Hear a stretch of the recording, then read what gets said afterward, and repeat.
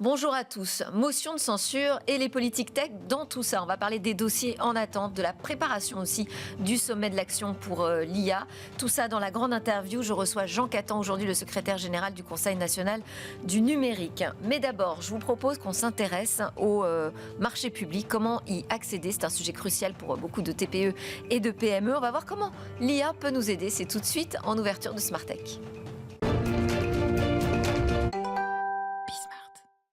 Permettre aux TPE, aux PME d'accéder au marché public, alors c'est un enjeu majeur, mais c'est pas une mince affaire, c'est le moins qu'on puisse dire. Bonjour Cédric Vaux. Cédric Vaux, bonjour Delphine, merci de me recevoir. Désolée pour la prononciation. Il n'y a pas de souci. Vous êtes expert en marché public, vous êtes le cofondateur d'EasyAO, c'est une plateforme qui couvre l'ensemble du parcours des marchés publics, de la veille jusqu'au dépôt des dossiers. Ça représente quel montant aujourd'hui la commande publique en France? Alors aujourd'hui, la commande publique pour l'année 2023, elle est estimée à 235 milliards d'euros. Ça représente environ 175 000 marchés publics qui sont publiés par différents organismes comme les collectivités territoriales, l'État ou des entités publiques comme les hôpitaux ou d'autres choses. Et donc, je disais que ce n'est pas un accès facile aujourd'hui pour des TPE, des PME. Pourquoi? Quel est l'enjeu? Alors, l'enjeu pour les TPE et les PME, c'est de pouvoir profiter justement de cette possibilité de développer leur chiffre d'affaires au niveau de la commande publique. Actuellement, il y a des TPME qui bénéficient déjà de cette commande publique, mais par le biais de sous-traitance auprès de grands groupes.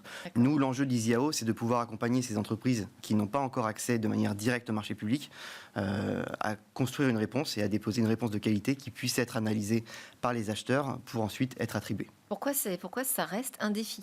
C'est un défi, il y a une barrière administrative à l'entrée. C'est très complexe pour des TPE et des PME de répondre, notamment parce que c'est souvent des entreprises qui sont très opérationnelles, qui sont dans leur cœur de métier, qui sont la tête dans le guidon. Et décortiquer un document de consultation des entreprises, un règlement de consultation, un cahier des charges, c'est quelque chose qui est très complexe. Et même une fois qu'on l'a décortiqué et qu'on a compris les enjeux, le fait de construire la réponse et de remplir les documents obligatoires, ça reste encore un parcours qu'elles ne sont pas encore prêtes à franchir. Et donc là, c'est là où vous allez me dire que l'intelligence artificielle peut aider à accéder plus facilement à cette commande publique. Tout à fait. L'intelligence artificielle peut aider les entreprises à accéder à la commande publique sur trois parties. Vous avez la partie déjà analyse des différents documents qui permet de sortir les critères qui sont essentiels des documents de consultation des acheteurs, donc comme les critères de notation ou des exigences particulières.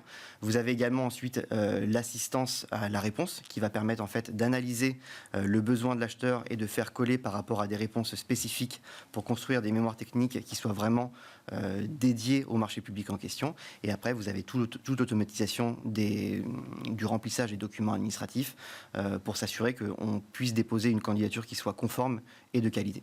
Quand on dit l'IA, on dit quoi exactement? Parce qu'il ne s'agit pas de poser un super prompt à ChatGPT. Non, il n'y a pas que ça. Et l'IA, c'est un des outils. J'imagine que ça ne suffit pas. Exactement. L'IA, c'est un des outils de la plateforme. Ce n'est pas une solution en tant que telle de manière définitive. Vous avez tout un processus d'automatisation, tout un processus d'expertise également, qui se sert de l'IA et des données qui sont générées par l'IA pour pouvoir ensuite remplir ces documents et construire ces réponses. Donc vous avez intégré en fait un logiciel d'IA dans votre plateforme, c'est ça? C'est ça. En fait, on a développé un logiciel qui automatise en fait. Exactement, en mode SaaS. Le but, c'est que les entreprises, ce qu'on dit souvent, nos clients connaissent leur métier, leur activité. EasyAO connaît les marchés publics. Et en fait, quand elles rentrent dans le site, il y a un parcours qui est simplifié et qui leur permet de créer un profil. Et ensuite, ce logiciel, donc en mode SaaS, qui va permettre de les accompagner, va générer des liasses de réponses de manière automatique et va leur apporter des éléments qui vont être essentiel pour elles pour construire une réponse technique et un chiffrage qui soit cohérent. Et vous avez choisi quelle solution technologique? Ça, on a choisi pour l'instant, on est sur il faudrait demander à l'équipe de développeurs. On a un CTO en interne qui gère une équipe de développeurs. On utilise des langages comme du React, on intègre du ChatGPT également. Mais c'est un processus qui nous permet vraiment de pouvoir en fait simplifier toute cette partie de génération de documents. Alors, vous avez créé la plateforme EasyAO après une expérience en tant qu'élu local. Et du coup, je me demandais si, de cette expérience, vous retirez des enseignements comme il y aurait une défiance peut-être aussi vis-à-vis des TPE, PME. Est-ce qu'elles sont suffisamment attractives? Alors, il y a une défiance, il y a une défiance des TPE sur ce domaine des marchés publics. Alors, d'une part parce qu'elle pense que les marchés publics... Alors, défiance de la part des TPME, c'est Oui. ça, Oui. okay, mais pas de la part des élus. Non, justement, les élus ont tendance à vouloir réintégrer une part de plus en plus importante de PME au sein de leurs achats publics, parce qu'elles ont des obligations de RSE au sein de leurs dépenses publiques. Donc c'est une volonté de leur part. Il y a eu des processus de simplification qui ont été mis en place, notamment l'allotissement dans les marchés publics qui permet justement que des entreprises qui sont spécialisées puissent répondre à des parties d'un gros marché, d'un marché global. C'est vraiment une volonté des pouvoirs publics et notamment des collectivités territoriales, j'ai envie de dire encore plus, pour préserver leur tissu économique local. Donc la question d'attractivité, c'est pas tellement rendre les TPME plus attractifs, c'est rendre les marchés publics plus attractifs. Pour les PME, exactement. Comme ça, les acheteurs pourront faire des choix beaucoup plus qualitatifs et beaucoup plus locaux dans leurs achats publics. Bon, faut peut-être les aider aussi avec des logiciels d'IA pour rédiger leurs commandes. Exactement. Je pense que c'est quelque chose qu'ils travaillent de leur côté. Merci beaucoup Cédric Vaux, c'est ça? Tout à fait. Expert en marché public, cofondateur d'EasyAO. Merci pour vos éclairages et vos conseils pour toutes les PME qui nous suivent. Merci beaucoup. À suivre, c'est le rendez-vous avec Jean Catan, c'est la grande interview.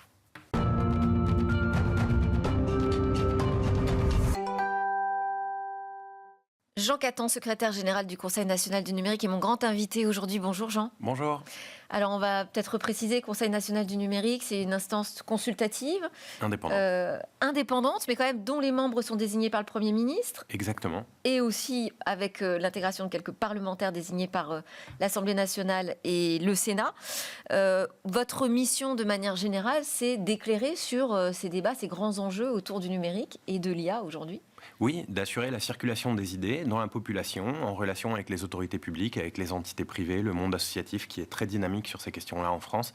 Et il nous faut absolument valoriser toute cette richesse et assurer donc la circulation de tout ce qui se pense, de tout ce qui se dit, de tout ce qui se fait au sein du pays. Faire circuler les idées, d'accord, auprès des citoyens, mais c'est quand même aussi d'éclairer les décisions de politique publique. Oui, après... Et alors comment vous faites là en ce moment, motion de censure, qu'est-ce qui se passe? En ce moment, on remet toujours sur le métier notre ouvrage, évidemment, puisqu'on est là dans un rôle d'accompagnement de l'entièreté du pays finalement, et à notre place. Voilà, on sait très bien quelle est notre place. Il y a beaucoup d'autres acteurs qui ont un rôle dans la société et qui sont à écouter aussi, et notre rôle est de participer à ce mouvement collectif. Maintenant, les ressorts d'action sont très nombreux. C'est-à-dire qu'on peut parler à une autorité publique et se focaliser dessus. On peut aussi parler à des entités privées, nouer un dialogue avec elles, essayer de faire comprendre, par exemple, à certains réseaux sociaux qu'un réseau social n'a pas forcément à ressembler à ça, mais qu'il peut ressembler aussi à d'autres choses. Peut-être qu'on reviendra sur ces questions-là. Oui, on va en parler. Ouais. Et aussi permettre aux citoyens de se doter d'une capacité à agir. Et on croit beaucoup en cela, en fait, en notre capacité collective aussi à agir.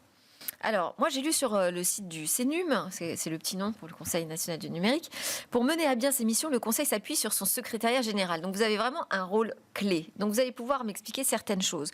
Aujourd'hui, le CNUM est sous la tutelle du secrétariat d'État au numérique et à l'intelligence artificielle. Pour autant, vous êtes toujours du côté de Bercy, installé à Bercy. Comment ça s'articule aujourd'hui? Ces sujets du numérique sont tellement transverses, multiples.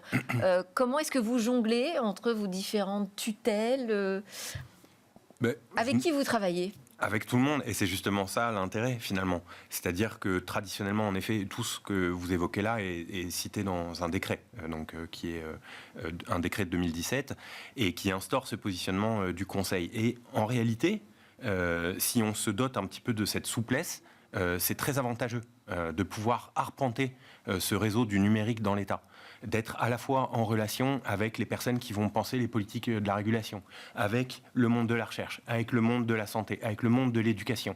Et en fait, avec l'industrie aussi. Tout à fait. Enfin, notre emplacement même dans nos bureaux, vraiment physiquement étant à Bercy, il est assez simple finalement pour nous d'être en lien avec ce monde-là. Et donc, ça ne veut pas dire que l'on peut mettre nos forces absolument partout, mais cela veut dire que l'on peut faire vivre cette richesse qui circule aussi au sein de l'État. Quelle influence aujourd'hui a le CNUM justement au sein du gouvernement? Parce que vous avez publié une lettre, Musk n'est pas notre projet. C'est une sorte de d'incitation à faire autrement. C'est arrivé, en plus cette lettre est arrivée à peu près en même temps que le président de la République invitait justement Donald Trump et Elon Musk à venir se joindre à cette grande réunion qui va être le sommet d'action pour l'IA à Paris en février 2025. Comment est-ce que vous estimez votre rôle de conseil, mais aussi votre influence au sein du gouvernement des décideurs publics ? Alors, l'influence sur les décideurs publics, nous, on est dans une position qui est très modeste, qui est très humble, et on n'a pas nécessairement cette prétention aujourd'hui d'être un organe d'influence qui va dire, oui, la décision publique, elle est influencée à 75% par nous. Ça n'a pas tellement de sens. On s'inscrit beaucoup plus sur la structure du débat, finalement, et la capacité à tout un chacun de s'y retrouver. Et ça, c'est très important pour nous. Quand on écrit que Musk n'est pas notre projet, c'est pour mettre en avant tous les autres modèles qui sont possiblement déployables en réalité en Europe et en France. Et là-dessus, notre rôle finalement, il est beaucoup plus de mettre en valeur l'existant, les initiatives, par exemple de la direction interministérielle sur le numérique, les initiatives de la délégation numérique dans l'éducation, par exemple, qui font des choses absolument formidables et qu'on a besoin de connaître en tant que citoyen pour se rendre compte de notre capacité à agir. Donc nous, on est beaucoup plus dans ce rôle d'intermédiation, finalement, entre des actions et la population, et de se dire, non, en réalité, demain, quand on aura un choix politique à faire en matière de numérique, sachons cela. Sachons que nous sommes capables de déployer des solutions alternatives fondées sur d'autres modèles, par exemple, que l'économie de l'attention. Alors, c'est quoi notre projet aujourd'hui ? Alors, je pense qu'il y a un projet pour l'État qui est un magnifique projet et en réalité qui s'inscrit dans la continuité de beaucoup d'actions entreprises ces 10 dernières années. C'est l'idée de construire. Ça, je pense que c'est absolument fondamental. Inscrire l'État comme bâtisseur d'un marché déjà, parce qu'il faut le reconnaître finalement, et on est lié à cette dépendance au chemin finalement. Construire un marché, ça veut dire reconnaître la capacité de l'État à dire finalement qu'une entreprise ne peut pas faire certaines choses, qu'une entreprise doit s'ouvrir à d'autres entités tierces. On peut revenir sur les détails si vous le souhaitez, et cela s'applique particulièrement en matière de réseaux sociaux. Cela veut dire aussi construire des solutions alternatives. Je le citais, par exemple, si vous allez sur le site de CHAP, donc qui est la messagerie sécurisée qu'emploient les agents publics, et sur laquelle nous pouvons désormais inviter des extérieurs. Open source. Et vous voyez, donc, toutes ces briques logicielles déployées par l'État, en réalité, sont ouvertes. Oui. Ça, c'est fondamental. Et de se dire qu'on a cette capacité de déployer une messagerie qui marche franchement très, très bien, pour 2 millions d'euros, ça fait réfléchir d'une certaine manière. Elle marche bien, mais enfin, tout le monde ne l'utilise pas. Tous les parlementaires ne l'utilisent pas. Tous les agents publics ne l'utilisent pas. C'est comme la démocratie, finalement. Les déploiements techniques, c'est un combat de tous les jours. Si on se dit, il va y avoir un moment comme ça qui va être un grand soir, et il y a un moment de bascule, et s'il n'y a pas ce moment de bascule, alors à ce moment-là, il n'y a rien qui vaille. Non, je pense qu'on peut raisonnablement pas penser comme ça. C'est normal qu'il y ait aussi une forme de concurrence d'initiative, c'est-à-dire quand on accepte l'idée qu'il y a un marché, par exemple, de services numériques, on peut aussi accepter l'idée que l'État fasse l'effort de déployer d'autres choses aussi, et entre finalement en concurrence avec d'autres solutions. Ça, je pense qu'il faut tout à fait l'accepter. Et ça vaut par exemple aussi en matière de réseaux sociaux. L'éducation nationale héberge des instances qui relèvent de ce que l'on appelle le fait divers, pour les réseaux sociaux que sont par exemple Mastodon ou Peertube pour l'hébergement de vidéos. Et nous, au Conseil national du numérique, on est très fièrement hébergés sur ces instances-là, et nos vidéos sont sur ces instances, par exemple. Il y a la question de l'autonomie qui revient. Alors, on peut l'appeler souveraineté, maîtrise technologique, je ne sais pas, on va dire autonomie, une autonomie politique dans ce monde du numérique. Et on l'a évoqué, l'open source, la science ouverte, les communs numériques semblent être une voie. Quelle est votre opinion là-dessus ? Tout à fait. Et je pense qu'il faut absolument se sentir en capacité de construire un environnement numérique autonome. Et ça ne veut pas dire jouer la course du gigantisme. Ça ne veut pas dire singer les big tech. Je dirais presque au contraire. Le projet européen, c'est un projet de réseau, de mise en partage, de solidarité, d'ouverture. Si on oublie cet ADN et qu'on essaie de singer autre chose, alors on risque d'aller dans le mur. Je ne veux pas... Et comment on le soutient aujourd'hui, cet écosystème européen alternatif ? Alors, en contribuant déjà, je pense qu'on a montré depuis l'État qu'on avait une capacité à contribuer à cet environnement-là, en nouant des liens, en valorisant les acteurs, justement, du logiciel libre, du logiciel open source, en tissant finalement des liens de communauté et en agissant ensemble. Je pense que cette logique de fédération, elle est très importante. Et finalement, on retrouve vraiment les racines du projet politique européen, quelque part. L'arrivée d'OpenAI à Paris, pour vous, c'est un signe positif ou un problème ? C'est toujours une occasion d'avoir un dialogue. Donc ça, c'est très important. C'est une occasion aussi de les avoir à portée de main et c'est une occasion de matérialiser un interlocuteur. Ça, c'est très important. Il y a beaucoup de pays dans le monde où les plateformes sont comme des fantômes. C'est des termes qui m'ont été employés par certains interlocuteurs. Et je pense qu'on doit se saisir, on a cette responsabilité de se saisir de leur implantation dans nos États pour avoir un dialogue renforcé avec elles. Et aussi, c'est l'occasion de dire quelque chose quand même. C'est-à-dire qu'on sait très bien, depuis des décennies, en matière de politique de concurrence, en matière de politique de numérique ou quoi, aller par exemple faire des perquisitions chez des gens. Quand ils ne nous donnent pas les informations que l'on demande, par exemple, on sait très bien faire ces choses-là. En droit de la concurrence, ça s'appelle des down raids, des sorties un peu à l'aube comme ça de la journée, où on va saisir des serveurs. On sait faire toutes ces choses-là. Il faut se rendre compte un petit peu de notre capacité à agir sur ces entreprises. C'est pas parce que c'est les plus grandes entreprises du monde qu'on est dépossédé de tout moyen d'action. Alors, vous êtes aussi chargé d'enseignement en régulation à Sciences Po Paris et Panthéon-Assas. Est-ce que l'Union européenne régule trop ? Alors, il y a régulation et régulation, comme d'habitude, évidemment. Ou réglemente trop, je devrais dire, voilà, d'ailleurs, pour parler correctement du sujet. Donc, ces dernières années, et je crois que vous évoquiez précédemment tout ce paquet de législation qui a été adopté ces 5 dernières années, a suivi une approche de régulation par les risques. Ouais. C'est-à-dire que l'on identifie les risques et finalement, on va imposer des règles aux entreprises pour se prémunir de ces risques-là. Cette logique, elle peut être nécessaire un temps, disons. Mais ce n'est pas une logique de construction d'un marché. Or, la régulation, avant tout comme on l'a connu par exemple dans le secteur des télécoms, permet de construire un marché et permet finalement d'exprimer l'intérêt général sur un marché où des entreprises vont exercer et prester leurs services ou fournir leurs biens. Ça, c'est absolument important d'un point de vue même démocratique de bien comprendre qu'on a cette capacité de construire. D'accord ? On n'a pas à laisser aux entreprises le service. On n'a pas à leur laisser les pions blancs sur l'échiquier. On peut tout à fait donner nos conditions à l'exercice d'une activité de nature concurrentielle même. Cette philosophie qui a parfois été peut-être un petit peu mal comprise, qui est l'ordolibéralisme, consiste à dire que c'est avant tout l'État qui construit le marché. Et ça ne veut pas dire qu'on construit le marché pour laisser les entreprises faire ce qu'elles veulent. Non, pas du tout. Ça veut dire qu'on peut leur imposer des obligations de service public. Ça veut dire qu'on peut leur imposer des principes d'ouverture à d'autres entreprises. On a fait le dégroupage. Vous vous rendez compte de ce que c'est le dégroupage ? Le dégroupage, c'est dire à une entreprise, en réalité, alors tu es propriétaire de ton réseau, mais je vais t'obliger à donner accès à ce réseau à des tiers qui vont te concurrencer et qui vont te prendre tes clients. Associer libéralisme et droit absolu de propriété ne fonctionne pas. Le libéralisme exige l'intervention de l'État sur le marché.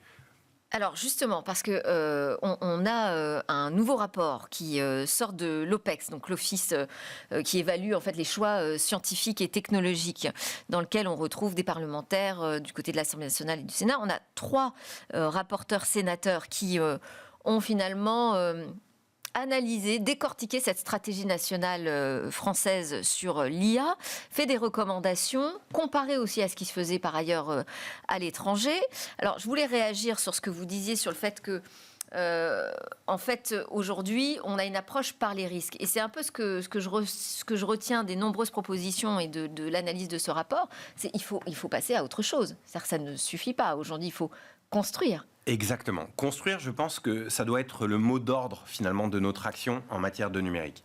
Tout à fait. Et est-ce que ce sera le mot d'ordre de ce sommet d'action pour l'IA ? Alors, je pense qu'en ajoutant le terme d'action, il y a bien cette idée d'aller de l'avant et d'être vraiment proactif dans un secteur où on a peut-être laissé trop de champ, finalement, à des acteurs qui n'étaient pas garants de l'intérêt général. Donc ça, je pense que c'est une dynamique positive qu'il faut encourager et accompagner. Et surtout, qui doit être un appel à la mobilisation collective, voire, je dirais même, à la mobilisation populaire sur ces sujets. D'accord ? Il ne s'agit pas de dire à la population « vous devez faire de l'IA », etc. Non, par contre, je pense que s'assurer qu'on est en capacité d'échanger, d'avoir un dialogue démocratique sur ces sujets est de première importance. Et ça, c'est finalement la première des mises en action que l'on promeut au Conseil national du numérique. Et puis impliquer les politiques aussi, parce que ce que fait remarquer ce rapport, c'est que le Parlement aujourd'hui, ni Assemblée nationale ni Sénat, n'est impliqué dans l'organisation de ce sommet. Oui, alors ça, c'est des choses qui sont de l'ordre de la cuisine du sommet, donc ça, c'est vrai que c'est pas quelque chose sur lequel j'agis directement, très loin de là. De quelle manière vous y êtes impliqué, vous ? Alors, nous, on y est impliqué par des échanges réguliers entre instances publiques sur les différentes qu'on appelle verticales du sommet. sommet. C'est-à-dire il y a plusieurs dimensions à ce sommet, intérêt général, évolution du travail, innovation, sécurité, etc. Il y a une filière, par exemple, sur l'environnement qui a été ouverte, où donc il y a tout un champ d'action où les autorités publiques sont particulièrement mobilisées sur ce champ. Et il faut le rappeler, encore une fois, je veux dire, la France, justement à l'initiative de certains parlementaires, de certains sénateurs, comme Patrick Chaize, par exemple, qui est également membre du Conseil national du numérique, ont permis, finalement, de par leur action, de par leur proactivité, finalement, de placer la France au premier rang des acteurs sur le champ du numérique et de l'environnement. Alors, on peut toujours dire que c'est pas assez et que c'est très insuffisant. Ça, c'est tout à fait possible de le dire. Par contre, croire qu'on est dépossédé de moyens d'action, ça, ce serait faux. Alors, il y a aussi les thèmes qui sont choisis pour ce sommet d'action pour l'IA. Et là, d'un seul coup, on s'aperçoit qu'évidemment, il n'y a pas l'éducation. C'est incroyable. Alors, c'est un sommet international donc, qui a vocation à réunir des grands dirigeants et il est tout à fait possible de mettre sur la table de ces discussions-là entre dirigeants l'outillage, par exemple, éducatif. Mais je dirais plus qu'éducatif, finalement, c'est le partage de connaissances vers et dans l'ensemble de la population. C'est la contribution qu'on entend faire avec le Conseil national du numérique. Vous savez que nous a été confiée donc la structuration d'un mouvement, d'une démarche qui s'appelle Café IA, qui vise justement à rassembler des citoyens dans des moments d'échange de taille micro, vraiment. L'idée, c'est de ne pas être beaucoup pour que tout le monde ait la capacité de parler et non seulement d'écouter, mais bien de s'exprimer, d'exprimer ses émotions, d'exprimer ses incompréhensions, d'exprimer son enthousiasme, ses craintes, ses envies, etc. Et finalement, ressortent de ces temps d'échange avec une capacité à agir. Si on est en entreprise, c'est la capacité finalement peut-être à formuler nos conditions d'utilisation. Un moratoire, pourquoi pas ? Il y a certaines collectivités territoriales qui peuvent décider de ne pas adopter du tout de solutions de cet ordre-là. Ce n'est pas à nous de décider. La démocratie, elle doit se construire en proximité. Ces cafés IA, ils vont faire partie du dispositif. Alors, ils vont être présents très concrètement autour de ce sommet. C'est là où je voulais en venir. C'est-à-dire que la direction que nous prenons au Conseil national du numérique, c'est de fournir cet outillage justement pour organiser ces temps d'échange qui sont avant tout, et donc c'est là où je réponds à votre question, des temps d'échange apprenants au sein de l'entièreté de la population, à l'entièreté finalement des pays représentés. Aujourd'hui, je pense que nous avons la capacité de mettre ces outils à disposition, cet outillage. Nous avons déjà un site internet d'ailleurs, cafeia.org, où vous pouvez retrouver depuis le début de la semaine la recette inratable pour un café IA réussi. Nous avons vocation à mettre à disposition, comme tout ce que fait l'État finalement, à disposition de tout un chacun, ces outils pour animer ces discussions collectives qui sont avant tout des discussions qui mettent en capacité les uns les autres d'agir et de comprendre. Oui, parce que quand on dit éducation, quand je dis éducation, derrière, ça recouvre tout. Ça recouvre comprendre cette transformation de la société par l'intelligence artificielle. Ça comprend aussi accompagner la transformation profonde du travail. La question de la formation permanente, l'accompagnement sur ces nouveaux métiers. De l'accompagnement au changement aussi. C'est-à-dire qu'on dit souvent que c'est une révolution qui va impacter les cols blancs, etc. Mais je pense que la première des mutations qui est observée, au-delà des débats sur les pertes d'emplois, auxquels vraiment les chiffres nous donnent à voir un petit peu dans tous les sens. Je pense qu'il y a avant tout cet accompagnement, par exemple, des managers de proximité, mais on peut prendre juste cet exemple, mais c'est un tout petit exemple parmi plein d'autres, qui est finalement d'accompagner leurs équipes dans ces transitions-là, et d'ouvrir la discussion, et d'être en capacité d'ouvrir la discussion face à l'émergence de technologies comme celle-là. C'est pas rien, c'est pas rien. Il faut entendre aussi ces difficultés, il faut donner les capacités à animer ces discussions, et c'est précisément ce que l'on vise à encourager. De quelle manière vous vous impliquez sur la stratégie nationale française sur l'IA ? Parce que là aussi, il y a quand même un constat très sévère qui est fait dans ce rapport. On nous parle en demi-teinte, ça c'est pas le plus sévère. Ce qui est quand même très sévère, c'est le constat d'une défaillance sur le pilotage de la stratégie nationale aujourd'hui. Non, alors là, il y a vraiment un pilotage qui est assuré depuis Bercy. Coordination interministérielle insuffisante, pas d'autorité réelle. Non, ça, il y a vraiment une personne qui est en charge justement de cette coordination et elle travaille ardemment tous les jours justement à assurer. Mais est-ce qu'elle a le pouvoir justement sur des événements qui se construisent comme ce sommet ? Est-ce qu'elle a le pouvoir interministériel nécessaire pour faire avancer cette stratégie ? Oui, je pense que en fait, on est victime d'une sorte de persistance rétinienne qui nous amène à considérer le pouvoir de manière centralisée. Oui.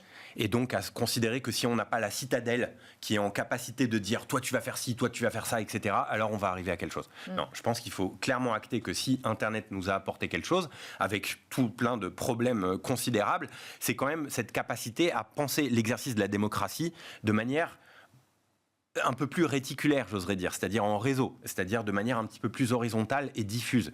Et c'est le pari que nous faisons aussi, c'est d'arpenter ce réseau et finalement d'assurer la circulation de l'information. Et c'est comme ça, je pense, que s'exerce le pouvoir dans une démocratie réelle. Et du côté du financement ? Parce que là aussi, le constat est assez violent, hein, parce que en fait, le rapport nous dit qu'en gros, il ne croit pas du tout à cet investissement promis et très massif de 27 milliards d'euros sur 5 ans. Il trouverait plus judicieux de reconduire le programme Confiance.ai. Alors, qui coûte pas cher, mais qui s'est arrêté là, 2024, c'est la fin. Je pense qu'on peut faire beaucoup de choses, en effet, sans penser l'État comme un portefeuille. Ouais. Alors, il y a des secteurs qui sont prioritaires dans la société et qui emportent des enjeux sociétaux majeurs sur lesquels vraiment les investissements doivent être fournis en premier lieu.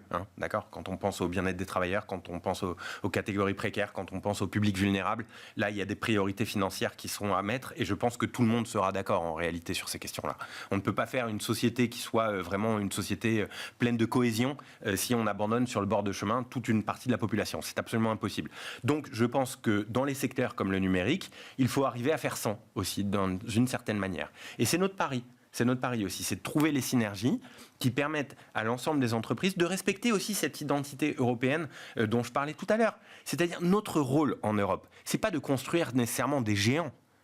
C'est peut-être au contraire d'éviter que des géants spolient et prennent toutes les ressources dans certains pays du globe. C'est peut-être ça notre responsabilité finalement. C'est de mettre en partage certaines richesses. Aujourd'hui, certains nous disent que l'IA, dans le numérique, pour la première fois, ça va être une technologie qui va faire que, en réalité, tout le monde sur la planète ne pourra pas l'utiliser. Est-ce qu'on a envie de ça ? Parce qu'on va prendre des ressources dans les pays du Sud finalement et qu'on va avoir les capacités de calcul dans les pays du Nord. Est-ce que nous voulons ça ? Est-ce que nous voulons investir 27 milliards, par exemple, dans une technologie qui crée ces distorsions à l'échelle mondiale ? Je pense qu'il est très important de nous poser ces questions avant tout investissement. Allez, on termine mais rapidement avec les réseaux sociaux. Vous êtes l'auteur avec Serge Abitboul de Nous sommes les réseaux sociaux, qui est paru chez Odile Jacob en 2022. On n'y est pas, on n'est pas encore les réseaux sociaux, Jean. Alors, mais c'est peut-être une direction justement qui est en train d'être suivie par une dynamique collective. Déjà, nous sommes les réseaux sociaux, c'est de dire... C'est nous qui décidons aussi de ce que doivent être les réseaux sociaux. On a des preuves de contraire. Elon Musk qui vient d'affirmer, par exemple, le fait qu'il était propriétaire des comptes, puisqu'il refuse qu'on fasse suivre des comptes au moment d'un rachat. Je veux faire référence à Infowars et The Onion. Bien sûr, mais ce qui est une erreur totale d'appréciation et de qualification juridique de ce qu'est un compte. Et justement, ces entreprises-là n'arrivent pas à accepter l'idée qu'un réseau social n'est pas un tout, mais au contraire une somme de fonctionnalités. C'est-à-dire un compte, par exemple, n'est pas du tout un tout. C'est une somme de données personnelles sur lesquelles vous avez des droits d'accès. C'est peut-être votre photo, c'est peut-être votre marque, c'est peut-être le lien vers votre site internet, c'est vos contenus. Jamais d'ailleurs dans les conditions d'utilisation, il n'est remis en cause le fait que vos contenus vous appartiennent complètement. Donc cette appréciation qui est holistique finalement d'un compte est complètement erronée. Et c'est la même chose sur les réseaux sociaux. C'est-à-dire que des personnes comme Elon Musk, et c'est pour ça qu'on dit que c'est pas notre projet, et je vais revenir sur pourquoi est-ce que nous sommes plutôt optimistes sur l'avenir, considèrent que leur réseau social est à eux finalement, et que c'est un tout monolithique et que nous n'avons aucune capacité de choisir quoi que ce soit sur quelconque fonctionnalité. Et vous voyez finalement le déport, il se fait vers quoi ? Vers un réseau par exemple comme Blue Sky. Alors nous, on va plutôt porter notre attention sur d'autres modes de création des réseaux sociaux, mais prenons cet exemple par exemple. Blue Sky, c'est un réseau d'ailleurs dont nous étions parmi les premiers à parler au Conseil national du numérique. Donc vous voyez, on a plutôt cette lame de fond qui est intéressante. C'est un réseau social qui permet aux personnes de configurer leur flux algorithmique, de rajouter des fonctionnalités par-dessus de modération par des tiers. Ça veut dire qu'on n'est plus dépendant d'Elon Musk pour savoir s'il y a 52 personnes qui vont modérer la langue française. Non, vous pouvez très bien avoir recours à un autre service de modération. Donc vous nous dites un autre modèle est possible. Merci beaucoup d'avoir été notre grand invité aujourd'hui, Jean Catan, secrétaire général du Conseil national du numérique. Merci à tous de nous suivre avec une grande fidélité sur la chaîne Be Smart for Change. Vous nous suivez aussi en podcast. À bientôt pour de nouvelles histoires sur la tech. Merci.